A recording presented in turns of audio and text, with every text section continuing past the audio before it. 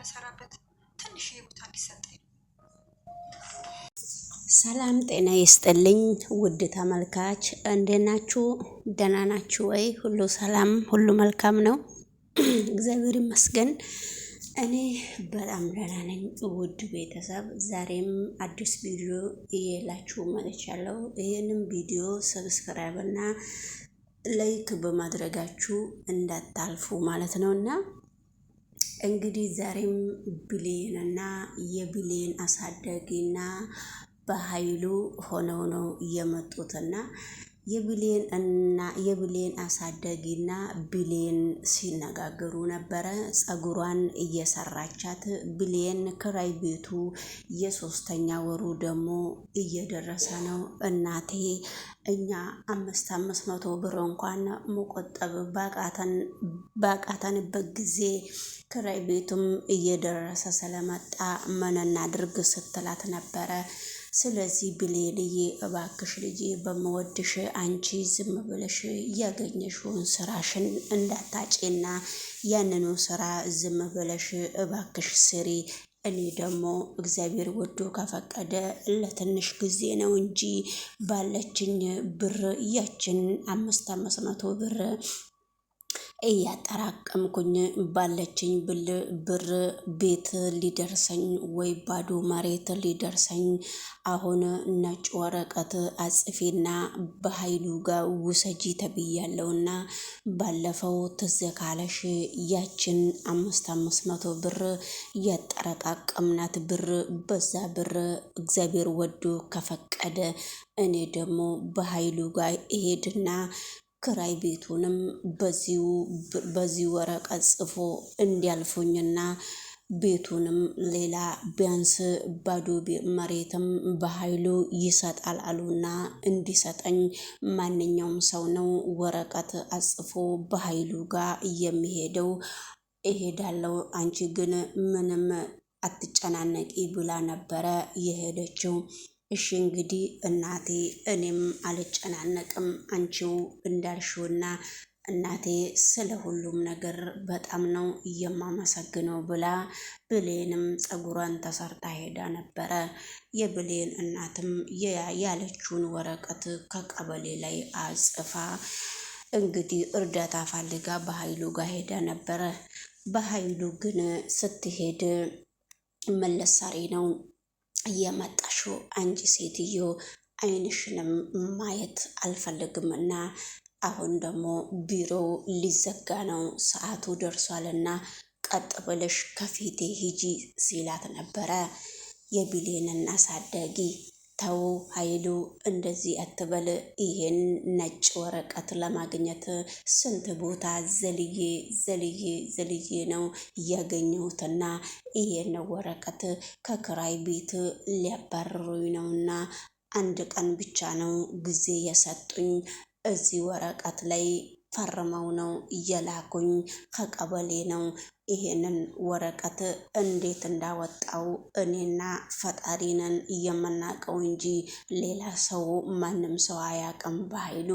ስለዚህ እባክህ በሩን ሳትዘጋ በፊት ደሞሳ አስቤበት ነው በጊዜ ነው የመጣሁት እንጂ ለምንድን ነው በእኔ ላይ ምን አድርጌህ ነው እንደዚህ የጨከንክብኝ ብላ ስትጠይቀው ነበረ። አይ እኔ መጨከን ሳይሆን ሁለመናሽ እኮ አስገርሞኝ ነው ብሎ ነው የሳቀባት። የሚያስቅህ ነገር የለምና እባክህ ብላ ስትለምነው አንቺ ሴትዮ ከፊቴ ትሄጃለሽ ወይ አትሄጂም ብሎ ወረቀቱን እሺ እባክህ እያለች ስትለምነው ነበረ። ወረቀቱን ከእጇ ወሰደና ወረቀቱን 10 ቦታ ቆራርጦ ሰጠው። በዚያን ጊዜ ፊቷ ላይ ጣለው።